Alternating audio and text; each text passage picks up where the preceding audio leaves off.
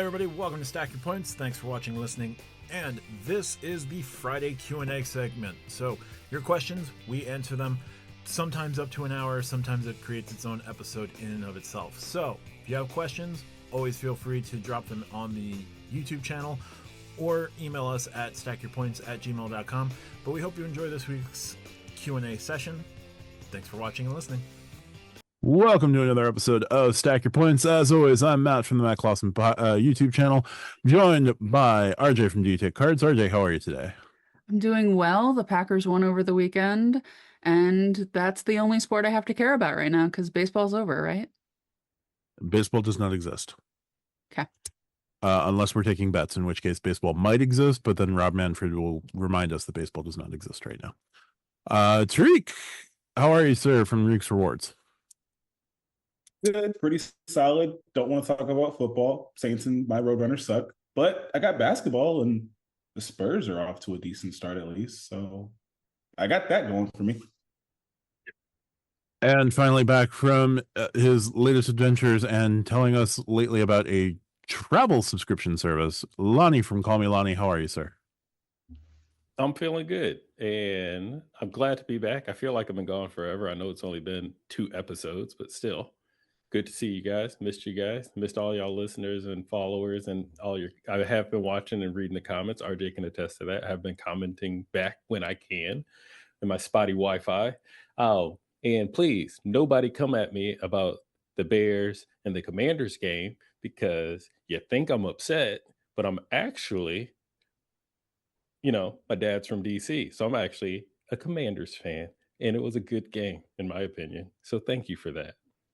Look, all I can possibly say on that one is finish the play and don't taunt before you, finish the play. If you finish the play, then what happened won't happen. But again, none of you are Islanders fans, and you don't know pain.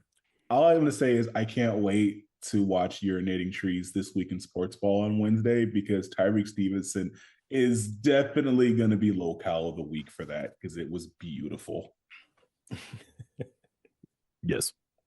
But again, none of you know pain. And we'll move over to our viewer questions. We've got our first viewer question comes from a friend of the pod, Keith S., who asks, what is our favorite whiskey or non-water beverage? Now, some of us may imbibe in certain libations. Others of us may just stick to water and water-based type things. Lani, what is your favorite non-water beverage that is not a libation? I don't know if it officially counts, but my next go-to after water is tea. And I say I don't know if it officially counts because it's basically flavored water. I will count it because it is there. Like tea is a thing. Like if you just said like water with like a spoonful of like salt for electrolytes, I would say no. But I will give you tea is not water. All right, now I can go deep on tea because it's not just tea, and it's not Lipton, by the way. Lipton's bottom shelf, y'all. There's I got a whole story of how I got into tea from 2 people directly from London in grad school. I'm not going to get into it, but it's a good story. But now all I really drink is tea. But let me start listing them off for you. Chai tea with vanilla and oat milk. That's like my almost on at least once a week. I have that. Thai iced tea. Oh my God. That is probably one of my favorite sweet teas out there. Almost every morning I do an English breakfast or Irish breakfast tea, and I mix that with some type of milk or cream. Earl Grey definitely up there. Lady Grey, which a lot of people don't even know about, has to be imported directly from the UK, by the way. Lady Grey is really good. Yeah, that's one of my favorites as well. Actually, I just started a turmeric tea like a month or 2 ago, which is also very delicious. And tonight I'm actually drinking lemon ginger tea. And do you satchel the infusion ball? Do you have like a little, how deep do you go? It depends on which tea. So like if it's Earl Grey, it has to be loose leaf. Usually it's some type of like loose leaf ball or something like that. I have like a million of those types of contraptions to help make it. I even have a Breville tea machine which is like for y'all espresso drinkers, it's literally like an espresso machine, but for tea, loose leaf tea. I have one of those sitting in my kitchen. A couple of them have satchel. So like right now, my lemon ginger, that's in a satchel that is spilled on my desk. So just depends on which one. But like the turmeric one is full powder. So I have to like put it with the little spinny thing that you like frost creamer with. That's the only way you can get it so it's not gritty. I need a new frother. RJ, what is your favorite whiskey and or non-water beverage? Quick shout out, if I do drink tea, if I can find it, and it's harder to find than the others, Scottish breakfast. Scotland really has good. the softest water of the three, so it's the heartiest tea. It is as close to coffee as you can get while still officially being tea. My personal favorite. Is that the one they put butter in? Like sometimes they Sometimes. actually put Yes. butter in it. Yeah, I've heard of that. Scottish breakfast is delicious. So my favorite type of whiskey is bourbon. And of my favorite bourbons, I'm going to give you three. Weller, which I quite love. Old Forester. And there are several varieties of Old Forester and Weller, so you sort of pick if you want wheated or different things. And then Blanton's, which I buy a bottle for my stepdad every year for Christmas, and we usually finish the bottle from the year before for Christmas together because we are each other's drinking buddies.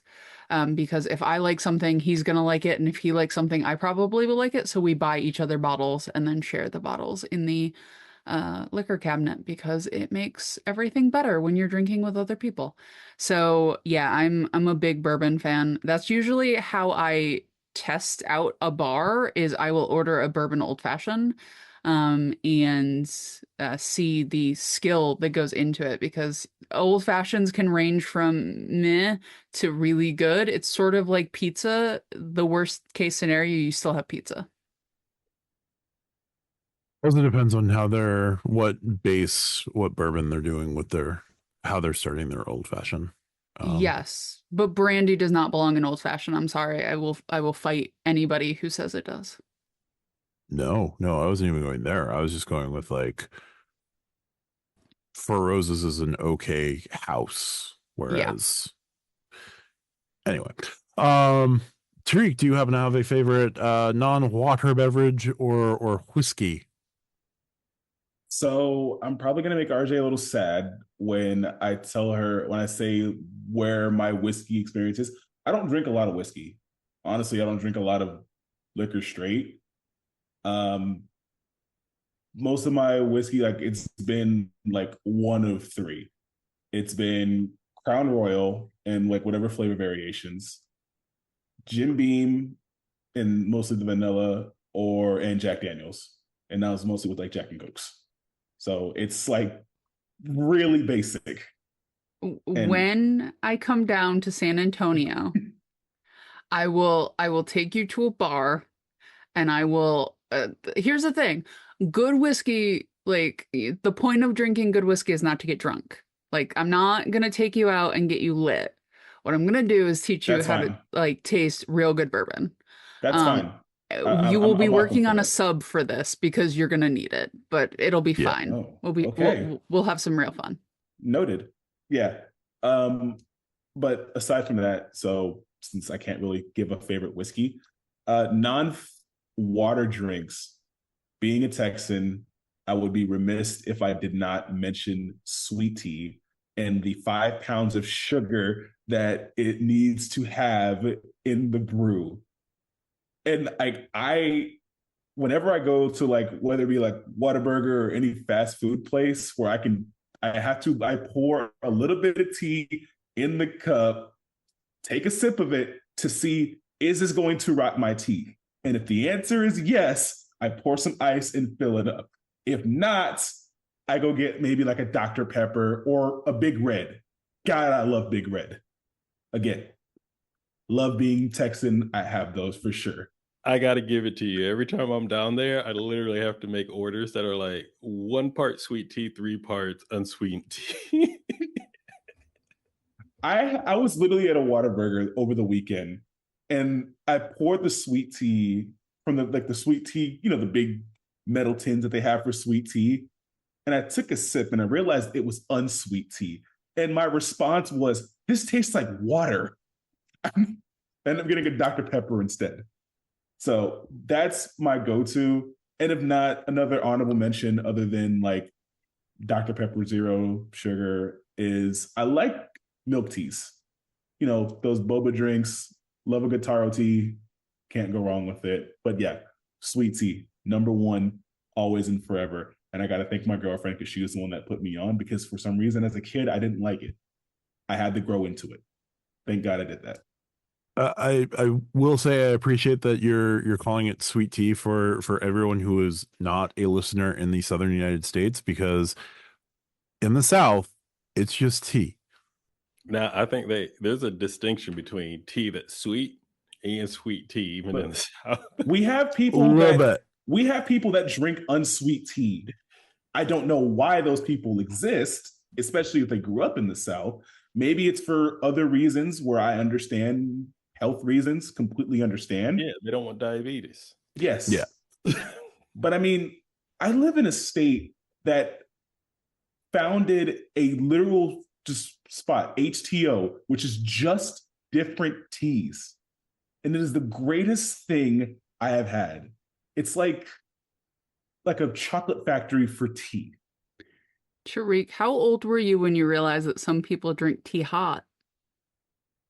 I was a kid. I drank tea hot before. Funny enough, I used to drink hot tea more than I drank sweet tea before. I'm a weird one. Everything's hot. Yes.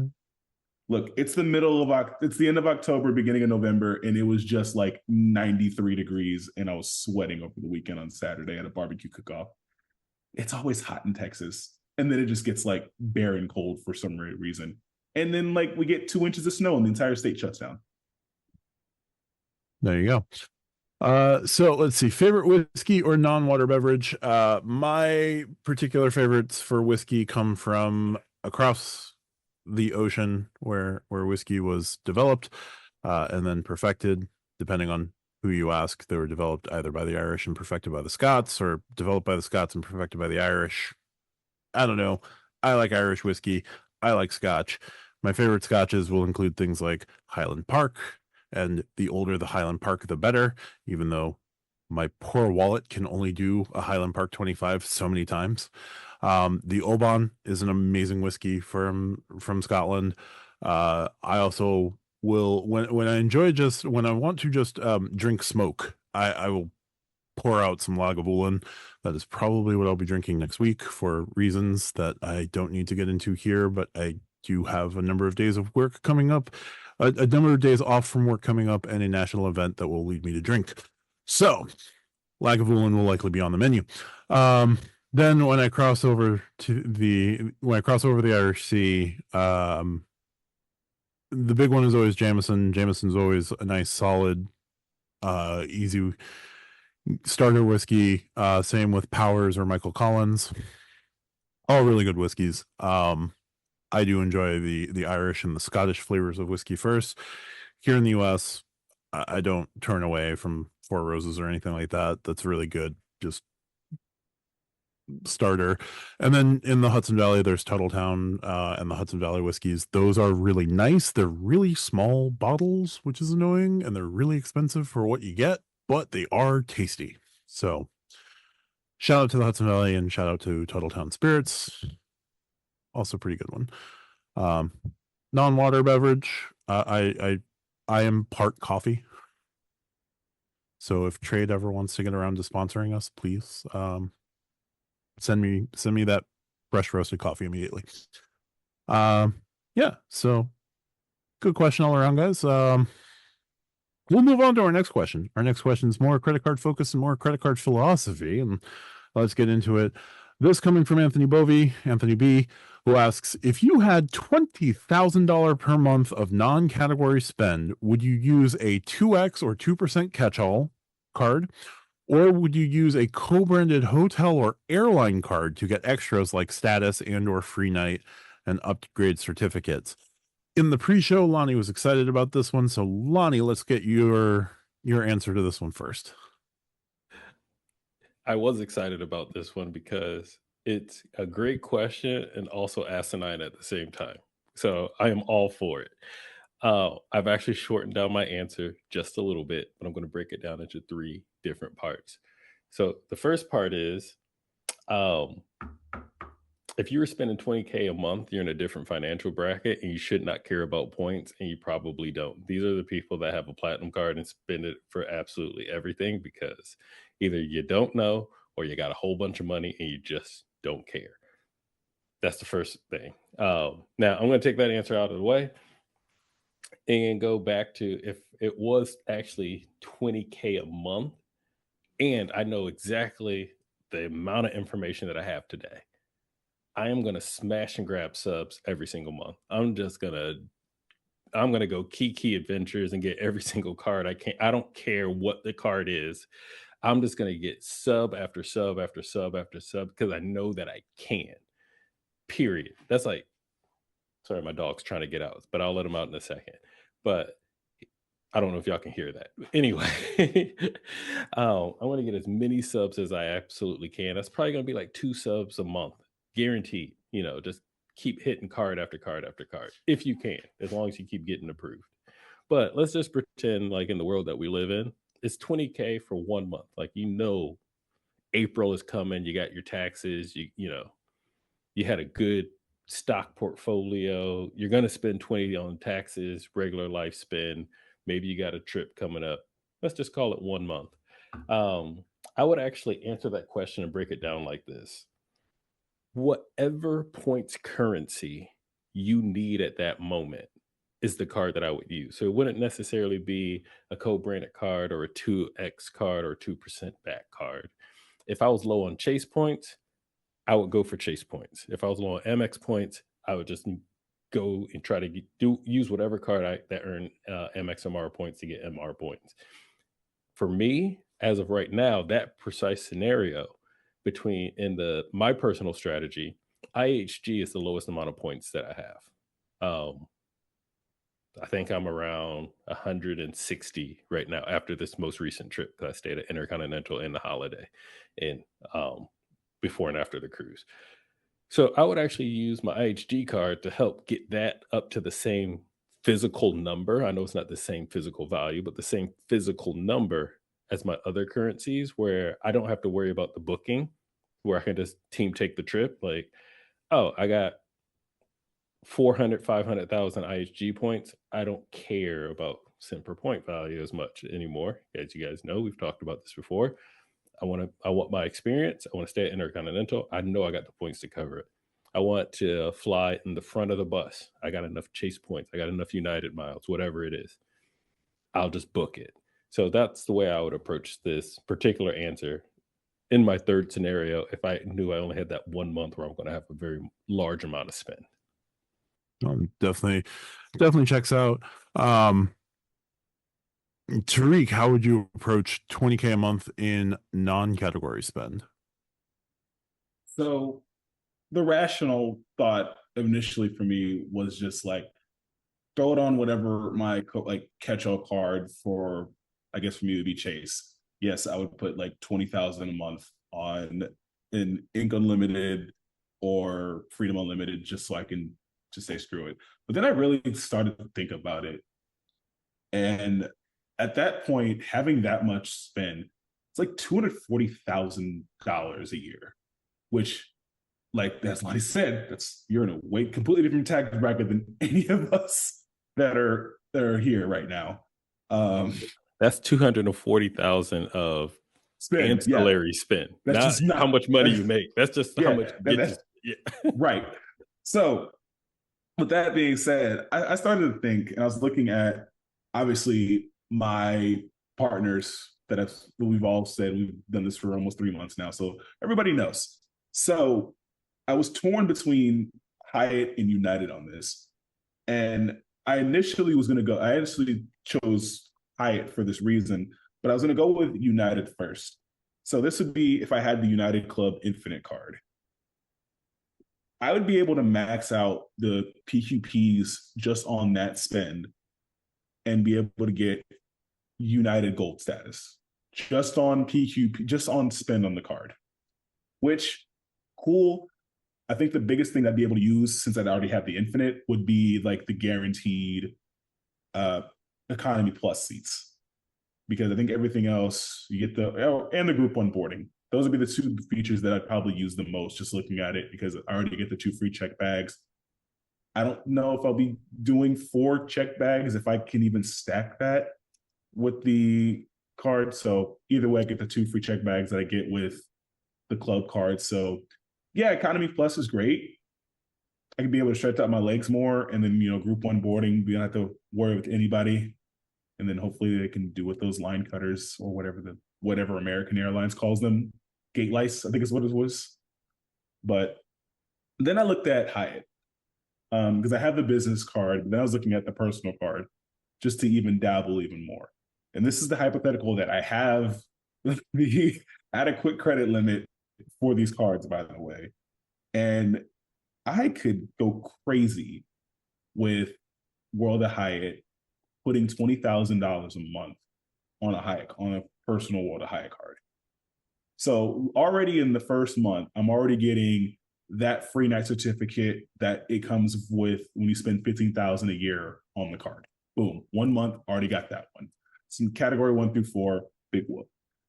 Big one would be you hit Globalist, because you're gonna get the 5,000 points. You get 2 nights after every time you spend every $5,000 you spend. So ran the numbers. It's 96 nights that you get just on the spend if you're doing $20,000 a month on that. Plus you get 5 nights to start. So that's 101 Hyatt nights per year. So not only do you get globalist status, you get all of the milestone rewards from 10 nights all the way up to 100 nights. And I wrote down what all you get with that on top of globalist. So you get the category 1 through 4 free night certificate on top of the one you get for the card, or the 2 that you get for the card, one for the annual every year for the annual fee that you pay, and the other for the 15K spend. So you get 3 total category 1 through 4 free night certificates. You get 2 category 1 through 7 free night certificates, 6 guest of honor awards, 2 suite upgrade awards. And these are the ones that I chose: 2 2K next day awards, 50,000 bonus Hyatt points, and then 240,000 Hyatt points just on the spend at just 1x. So I could just stay at Park Hyatts, category 6, 7, 8 Thompsons, Andaz, wherever I feel like it, or even go into like the Hyatt resort properties for as long as I so choose with that amount of spend. And I'm globalist basically for life. So with that being said, globalist is arguably one of the best hotel elite status tiers that you can get. So, and it's the hardest to attain. So with that amount of spend, that's nothing for me. And I can just enjoy globalist whenever I go to Hyatt. And then heck, if I wanted to, I can use some leftover spend and maybe go hit IHG Diamond if I really wanted to, however far I wanted to go do with this. So I get IHG Diamond, Hyatt Globalist, and then I'd still have the United Club card. So I'd be set for travel. RJ, how would you approach nearly $250,000 in spend a year? Just on the non-category too. So you're probably spending like $1 million a year if non-category is 20K a month. So I have 2 thoughts. I have 2 competing thoughts in my brain. The first thought is I will spend as much on the platinum for everything as possible, because if I have that much money, I got to get a black card. Like if you're that close, like you just have to, right? Like, because everybody else where you're in the circles you're going to be in has a black card. So you got to get a black card. Just how it works, right? And that is sort of how one path my brain goes down, right? Like I spend a lot through Amex, so that would be how my brain would work. If I'm spending $1 million a year, I'm probably making 1.5-2 million a year at least. So eventually that'll probably catch up. But somewhere between $500,000 and $1 million a year for a while will get you that invite.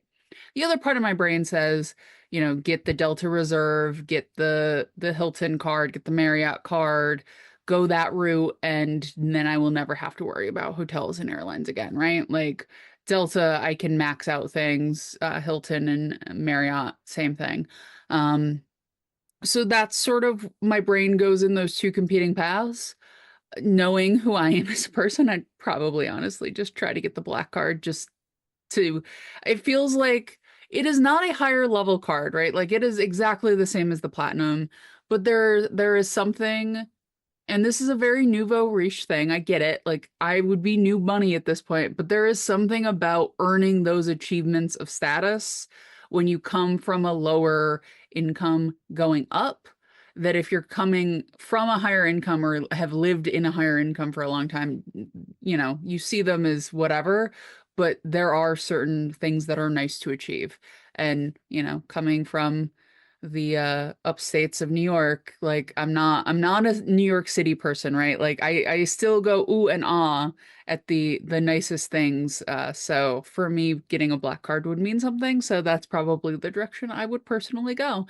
Is it the best for points? Probably not. But you know what? Occasionally you got to do the thing that makes your heart happy. A $5,000 a year travel subscription isn't the worst way to go, especially with all of the benefits that come with the Centurion card. Like you definitely get Hilton Diamond, you definitely get Marriott something, you definitely get at least one or two airline statuses. You get IHG, you get IHG Diamond, I think, and like one or two other ridiculous statuses. Centurion customer service is effectively like, oh, you're in Dubai right now and you need to do this thing. We can just make that happen. So hilariously, you get Marriott Bonvoy Gold with the Centurion card.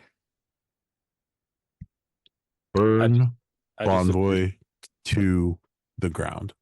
I just appreciate you calling it a subscription, Matt. Thank you for watching my most recent video. Of course. How do you get Bonvoy on the Centurion card? Because you burn get whatever Marriott to the you ground want on the Centurion card. Yeah, you just can't get more than a bottle of water at a Marriott. That's all. I could be like, I got my Centurion card. I don't want Tariq Gaines to ever get one, and they'll make it happen. You for dang sure will get Marriott Ambassador if you choose to just stay at Marriott, just choose to live at the Marriott for 6 months. Because you're going to spend at $20,000 discretionary, you'll find a way to just charge everything to the room anyway. Yeah. So let's see.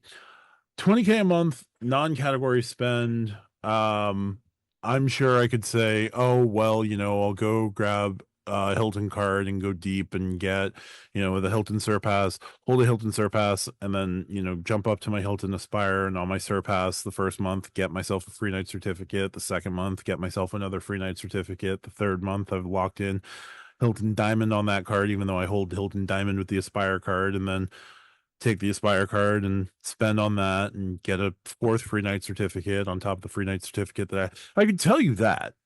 That's just, letting your brain go burr on Hilton alone.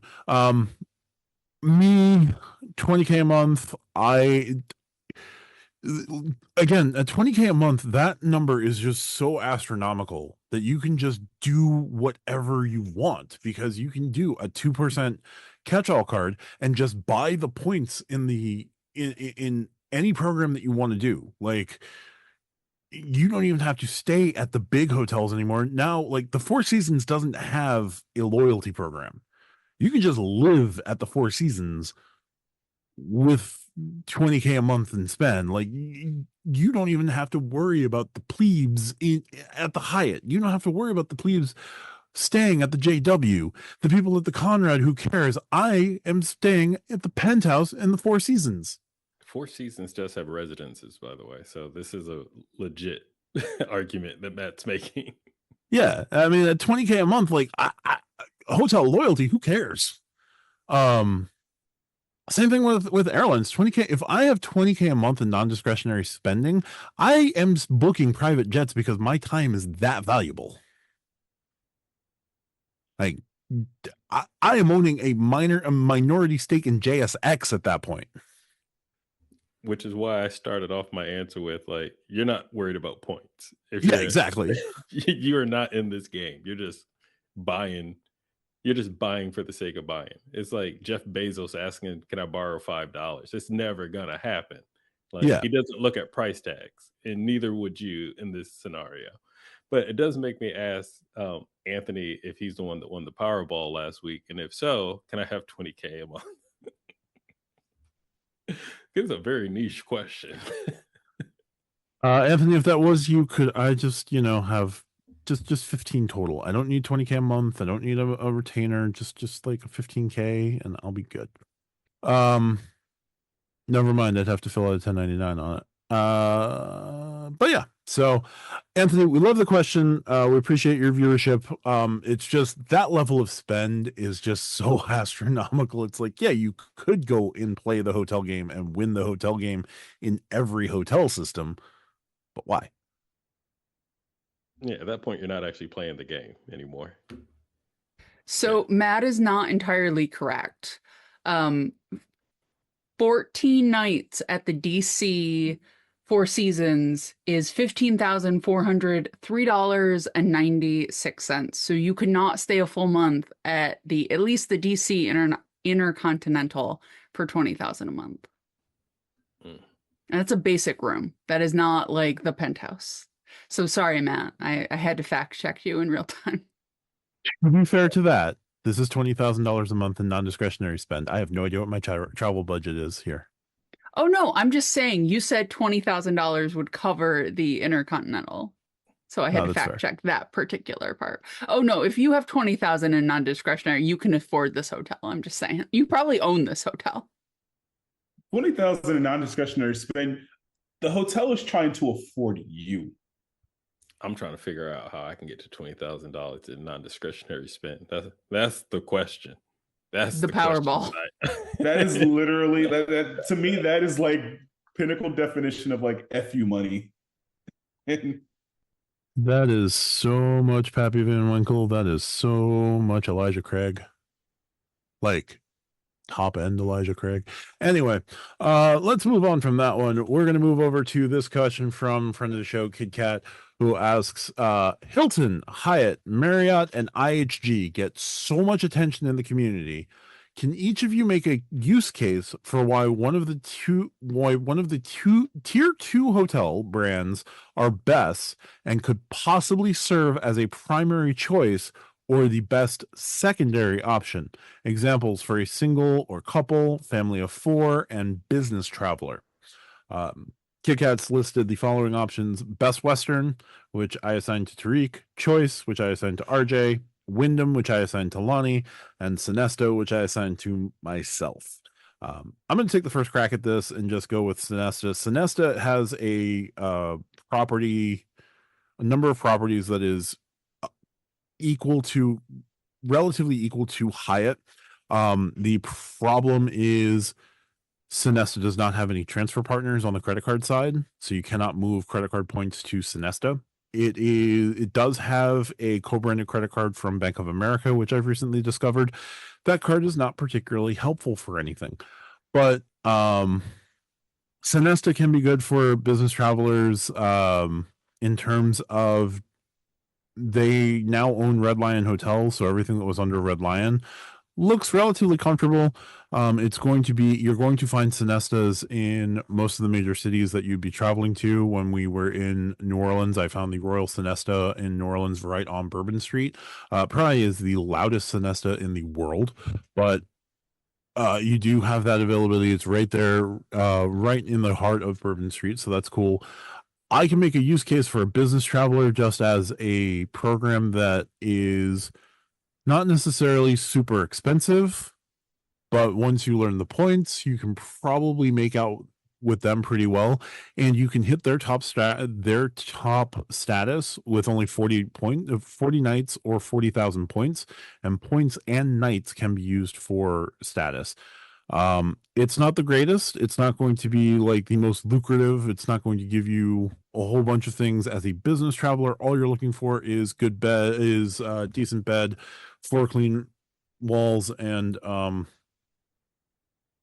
some quiet from time to time. So looks like Sonesta can at least check those boxes. RJ, Choice, because Choice is actually your secondary hotel. It is. One thing I really do like about Choice is not necessarily the ones that you think about when you think about Choice, but the Ascend line and the Cambria, which are sort of they're part of Choice. You can use your Choice points with them, but they're sort of their own separate little thing, which is nice. They are everywhere. Choice is everywhere. And Cambria and Ascend are right there with them being everywhere. And typically how Choice works is if it's, 25,000 points a night, basically any room you can get on points from the best room in the hotel to the not best room in the hotel is roughly that 25,000 points. So it allows you to, okay, this is the hotel I want. Hey, I like these points. Let me get the best room, or let me get the room that fits the needs of what I'm doing, right?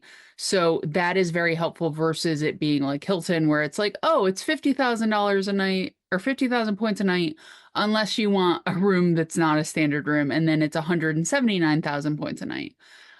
Which is one thing I don't like about Hilton, right? Is that jump in points for a just normal room can be quite severe.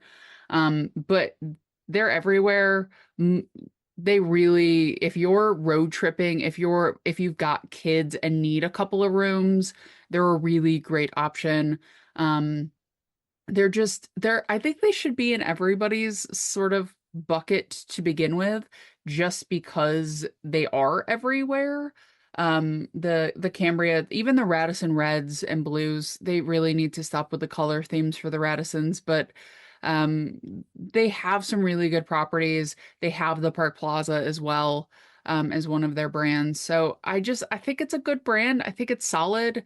The commercials can be a little goofy. Like, it isn't just for families. I stay at them as well, and I am an island unto myself.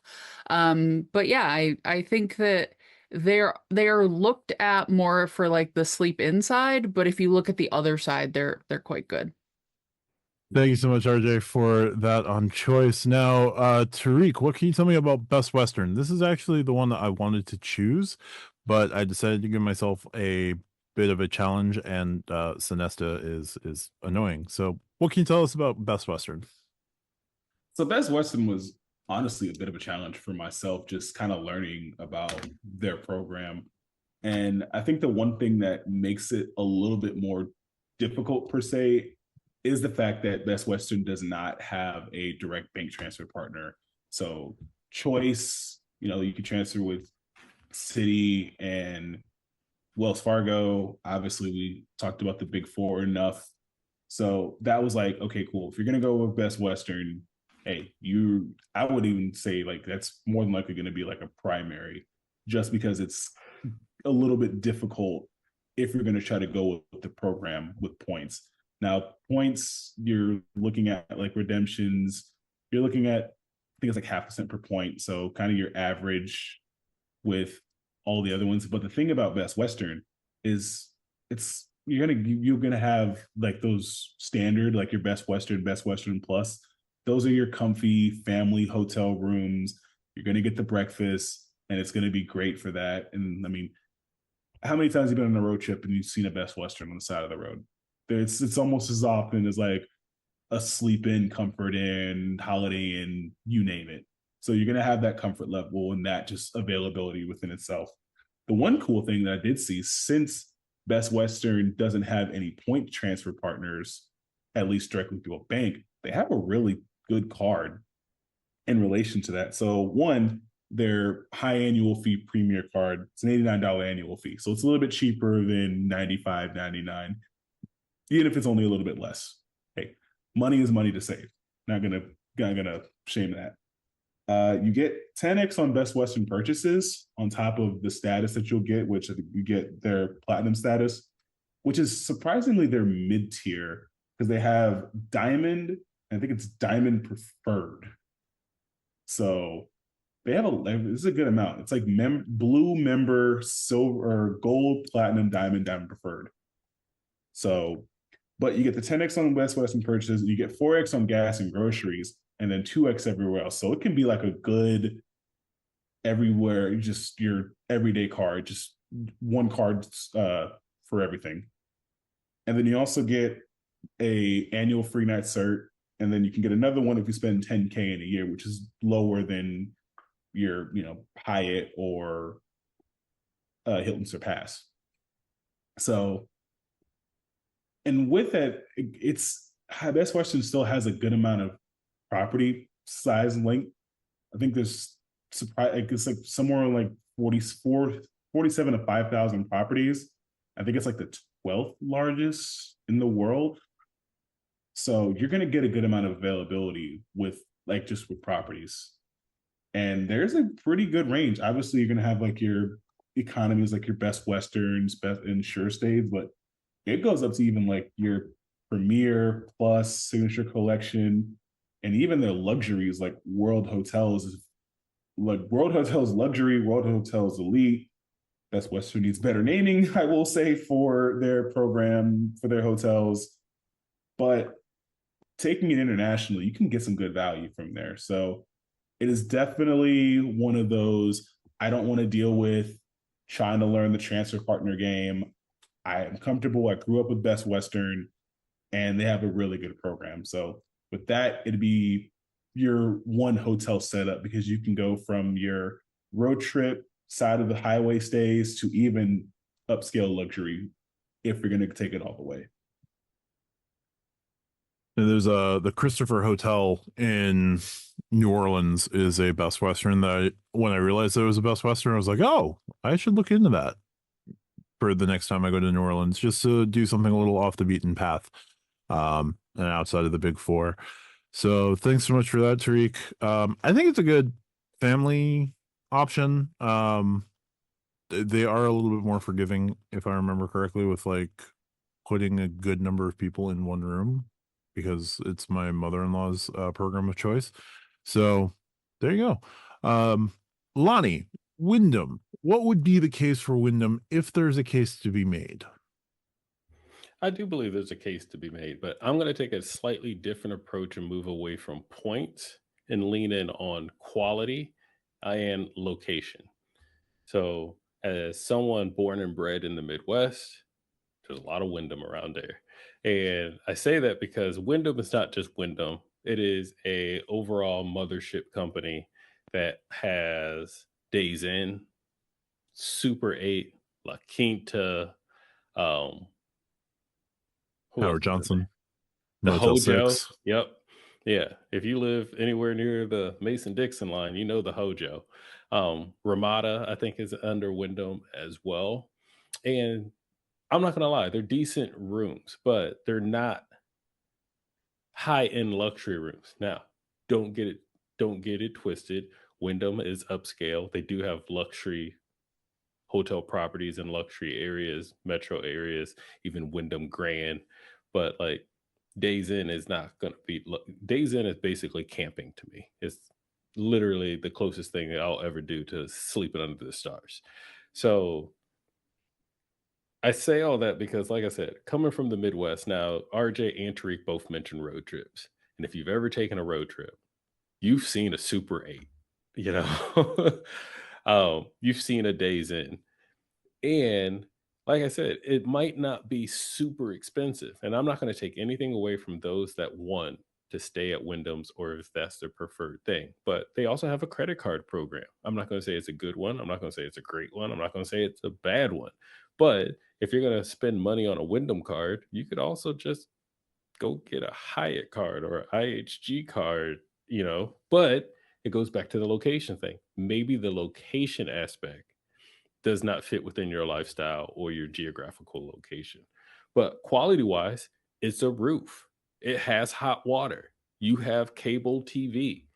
You probably get free parking. There is a use case for it depending on where you're at, quality plus location. And even from a business sense, going back to the Midwest, there is a lot of conferences. Like some of your Fortune 500 companies, Best Buy is located in the Midwest, right? Like Mall of America. How many conferences happen around the Mall of America? If you don't know, I'm going to tell you, it's a lot.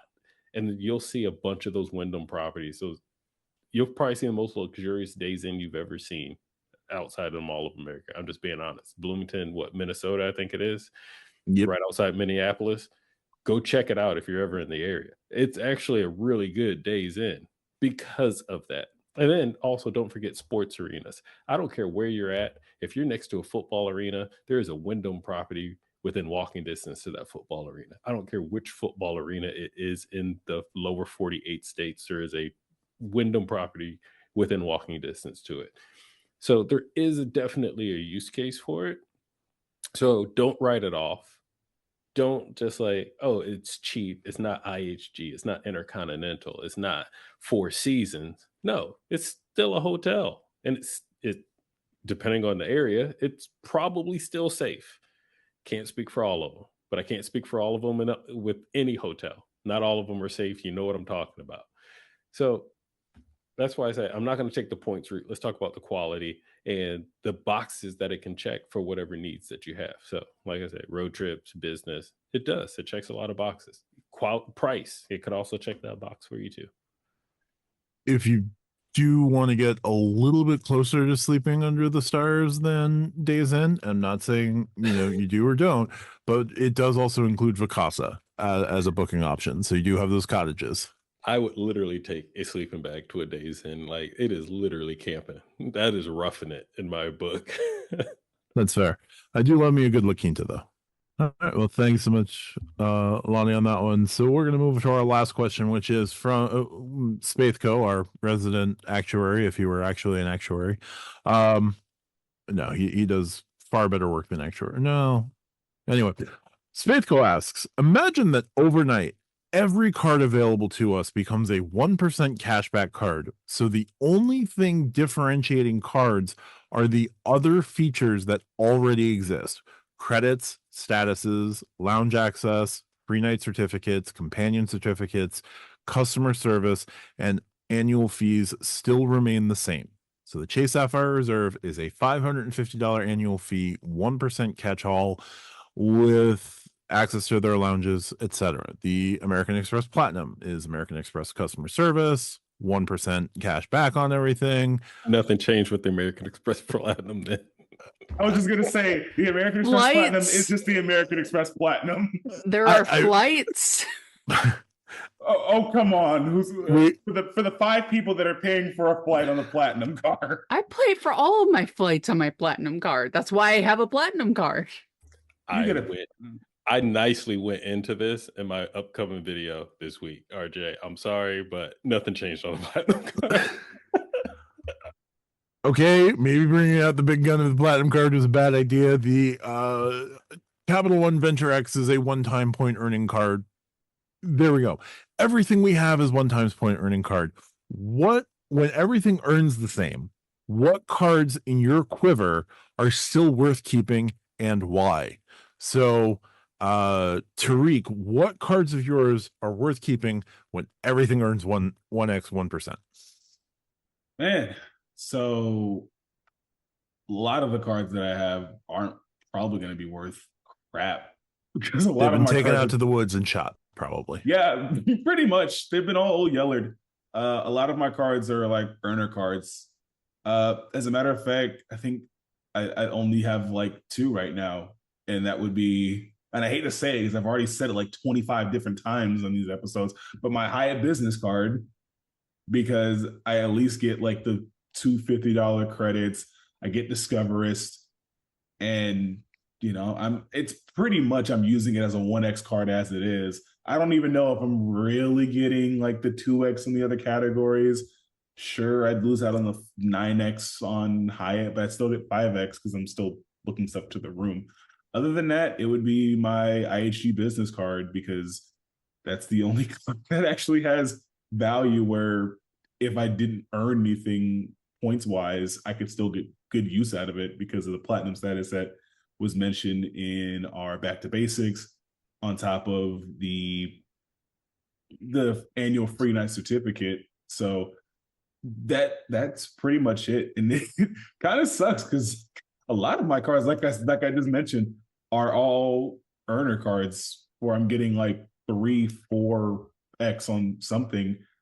And I guess it just means my Sapphire Preferred potentially is just rendered useless, because if everything's earning 1%, I don't need to pay $95 annual fee on that, because I don't use, like, I use DoorDash, and the Dash Pass would be great, but I'm not going to pay for the card just for Dash Pass. Plus, I have Amazon Prime, and Amazon Prime comes with Grubhub Plus, so I got that covered. So, yeah, it would suck, but yeah, just those two cards. There you go. RJ, you have an extensive number of cards with annual fees. If they were all 1% and 1x earners, I'm aware that the platinum stays, but what else? What else joins it at that point? So the platinum would stay. I've talked a lot about it. Like, I just am uniquely a person that uses over $700 in credits. So for me, it really does work out that way. The choice card's gone. The business platinum's gone. The Delta business gold would stay because of the 15% off for rewards flights. So that one would stay. Blue Business Plus is gone. Green is gone. VentureX is gone. Gold is gone. Delta Blue is gone. Sapphire Preferred is gone. Freedom Unlimited is gone. Blue Cash Everyday gone. Apple Card stays. So I would have 3 credit cards. I would have the Amex Platinum, I would have the Delta Business Gold, and I would have the Apple Card. And Apple Card, because of the 0 APR for Apple purchases for 6, 12, or 24 months, depending on the product. That would be quite the reduction. Honestly, there's part of me that doesn't hate it, but it also makes me want to go vomit. So we're gonna keep all of the points exactly how they are for the moment. Lani, you not only have the American Express Platinum, and it would be exactly the same as it is right now for you, but what about your newest card? And what about your other cards that you currently hold? What does a 1% everything everywhere world look like for Lani? So yeah, I'm going to keep my platinum because in this scenario, it already exists and I have it. So I can't really say I could get rid of it when there's room for it as is. Also, as RJ mentioned, it comes with a lot of credits, like a lot. Like so many that it's a subscription, not a credit card. Let's call it what it is, folks. Come at me in my comments if you want to. I will not. I'm sticking with it. It's a subscription. I agree. Wholeheartedly agree on that. I love that card, and I also it is absolutely a subscription with a metal credit card attached, and I love it. Potentially my gold card. Not for the grocery, but also for the few amount of credits that it has as well. If I could still justify it, like the Uber credit, or in my case, the Uber Eats credit. Not really gonna say the Dunkin' Donuts credit, but for y'all that use all the other benefits that come with the card, there's room for it. I probably wouldn't keep it, but I'm gonna keep it in my answer for now. So platinum and gold. My IHG card, 100% for sure, for the status alone, just for the travel day benefits. My United cards, I'm not going to say which one. Is it black or is it blue? They're both going to, no matter what, they're going to stick. And I'm not going to say which one because I'm actually going to tell the recent strategy change and why I ended up with this new Club Infinite card that I posted online earlier, or in our Discord earlier. I don't want to spoiler alert anyone here, but my United card is going to stick with me for the premier access and the benefits that it provides. Does not provide status, but once again, provides a whole lot of travel day benefits, flight experience benefits. And then, of course, I've said it a million times. My CSR, I'm not canceling. I would still keep it around. The $300 travel credit based on this question still exists, which is very valuable. The 1.5 in the travel portal still exists, very valuable. United still considers the travel portal a cash paid ticket, so I'm getting those United miles anyway, even though I'm using Chase points and getting miles back. That still exists based on this question. So that card is 100% going to stick around. Now, I would throw away, just thinking real quick, both of my Freedom cards, Unlimited and Flex, got to go. They're now completely worthless to me, period. I don't need PayPal or restaurants because I can just use another card that's going to get me, my CSR would still get me UR points for the exact same value. So both Freedom cards got to go. My Ink cards also have to go. Ink Unlimited is Freedom Unlimited. It got to go. It's the exact same scenario. Ink Cash, I would also get rid of it, me personally. Now, going back to benefits and how cards are used, and speaking for other folks, they might want to keep it for something like cell phone protection. I don't do cell phone protection because I buy all my phones full retail. I have so many phones now. I don't really need phone insurance because if I break one, I'm just going to come home and pick up another one. So for me, that's why I'm saying I'm going to get rid of it. But don't forget that with like a Bilt card or Ink Cash card, and I can't think of a third one that also has cell phone protection outside of the Platinum, that is. So boom, those got to go. But I would actually keep at least those first four: Platinum, IHG, United, CSR. There we go. I don't think the Ink Cash comes with cell phone protection. I think the Ink Preferred does. Because I think that was the trade-off. Doesn't matter. Not 100% for sure, but I trust you. Because I don't use cell phone protection. Yeah, and you're canceling that card anyway. It doesn't matter. All right. Let's see. If everything is a 1x earning card, well, I have no more use for the JetBlue business card. 1 times JetBlue points, who cares? Yes, it would get me on the plane first. That's its only redeeming value, along with checked bags. You know what? No, you know what? I'm going to keep it. I'm going to keep the JetBlue business card, and I'm going to keep my other annual fee card. That's going to be the Chase Sapphire Reserve. Now, in this world, the Chase Sapphire Reserve is the best premium travel credit card because you get to redeem at 1.5 as opposed to 1. I have a point of order. The question says it's a 1% cashback card. It says nothing about points. So per Spaithco, you can't use points for Chase. It's just a 1% cashback. There's no conversion to points. But their cashback is in the form. No, per this, there's no points. The spirit of his question is not points. The spirit of his question is every card does the same. Wait a sec. Hold on. Okay. I object. You can, but I think the spirit of his question is you can say you get 1.25% cash back, but I object to points for this. I'm gonna approach the bench. Hold on, I'm gonna approach the bench because Freedom Unlimited and Freedom Flex are cashback cards. So you are actually earning cashback X percentage back depending on which card, 1.5, 5, 1, etc. in the form of Chase UR points. So based on his question, if nothing else changed, wouldn't the CSR earn 1% back as a Chase UR point?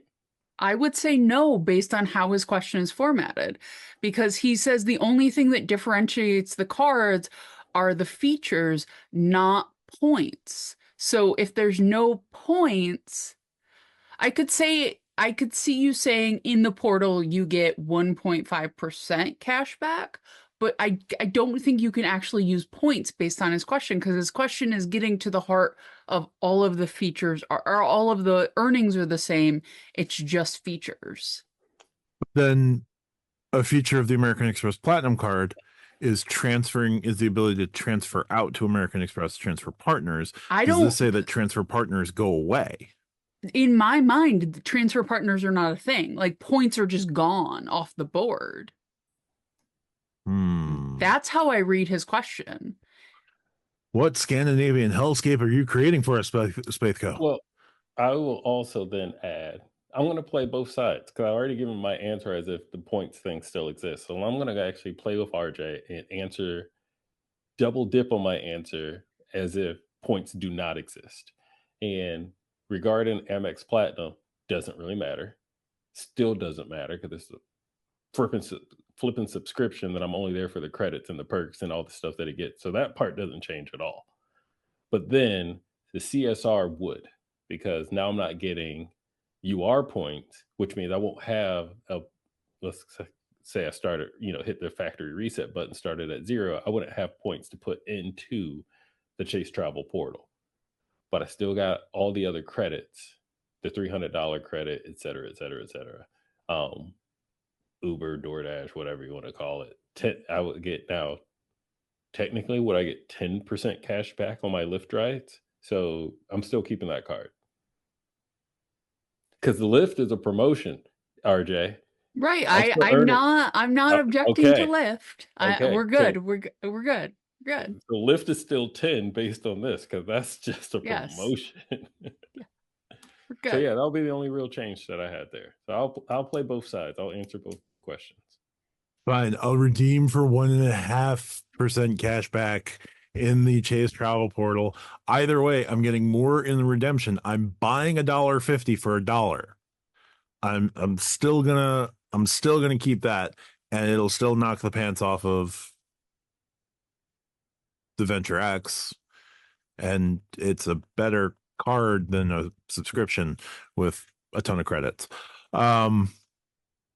So, and then like all my other non-cards, I keep my autograph because it's featured. Well, no, if you're saying points, so yeah, I would just be down to my Sapphire Reserve and a JetBlue card to make my JetBlue life a little bit better.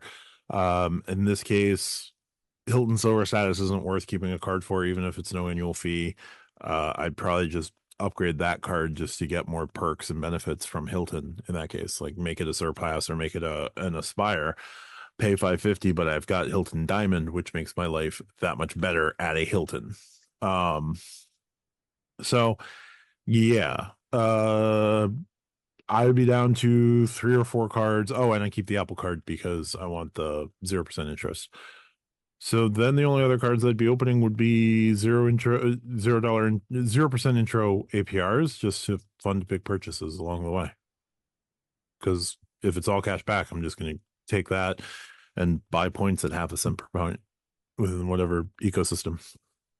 Spathco, comment and tell us if you meant the question the way we took it or if you meant it differently, because now I'm interested, because reading it and knowing you, I feel like you are outlawing points in apparently Scandinavian hellscape. I don't know why it's Scandinavian hellscape, but apparently it is. If we Scandinavian are hellscape just sounds better. If it is where we're outlawing points on this, are we going to have to go re-up on this question next week? I'm actually not curious. To be continued. Yeah, we'll figure it out. All right, so Spathco, just let us know. That's going to do it for our viewer questions. If you want to leave a question, please drop a comment on our videos, send us an email at stackyourpoints@gmail.com, or use our Discord server. The podcast questions section of the Discord server is where you can ask questions, where most of these questions come from this week. So thanks so much for that. Thanks so much for that, guys. And RJ, if folks wanted to find you on the internet, where's the best place to do that? Honestly, probably the Stack Your Points Discord most times. You can also find me at Do You Take Cards on YouTube. Fantastic. Lani, if we wanted to find you on the internet, where's the best place for that? Well, first I want to drop the disclaimer that I don't really hate you, Matt. That just made my head hurt. But then I didn't realize, then Tariq actually provided me the epiphany that, yes, I didn't realize it. He was that person like a year ago. So it in the end, even though I didn't enjoy all the detail you put in it, it was a good question. Now that I was like, yeah, that was Tariq. I just realized that. Anyway, you can find me also in the Stack Your Points Discord. I like to drop things in there just as much as my co-hosts do. But then you can find me on my YouTube channel, which is Call Me Lani, all one word, and Lani is spelled Lani. Thank you, Lani. Tariq, best place to find you on the internet? So you can find me just being completely dejected on my favorite college football team on Twitter. As a matter of fact, I'll be at their next home game and they're all black because it's a funeral to rest in peace of the season. Other than that, you can find me on the Stack Your Points Discord. I am pretty active in there. I like to talk to y'all and just see what y'all got to say. And then eventually, once I finally stop procrastinating, Reach Rewards on YouTube, I have seen the number of subscribers go up, and I know they're getting antsy and they're not gonna be too keen for me to just sit on my hands and not post anything. So videos soon on that. Yeah, you can shortchange your Reach Reward subscribers, but you can't shortchange our Stack Your Points podcast subscribers. So get on it. Yeah, I threatened to strike. I don't think I can go through with it, but yeah, let's get on that. Yeah, a Matt Clausen strike people would be doxing me and finding out where I stay and threatening to post a video so they can get their tidbits. Please let me know. Don't do that. Anyway, you can find me at the Stack Your Points Discord as well. You can find me at my channel at Matt Clausen. I talk about credit card news. I give credit card opinions from time to time. I try to look at the whole board and see what happens. But anyway, if you like what we do here on YouTube, click the like and subscribe. If you want to leave us a comment, we will always check them and respond as best we can. If you want to join our Discord, there'll be a link for that in the description. You can leave us questions, comments, anything over there. It's a great little community that we're building.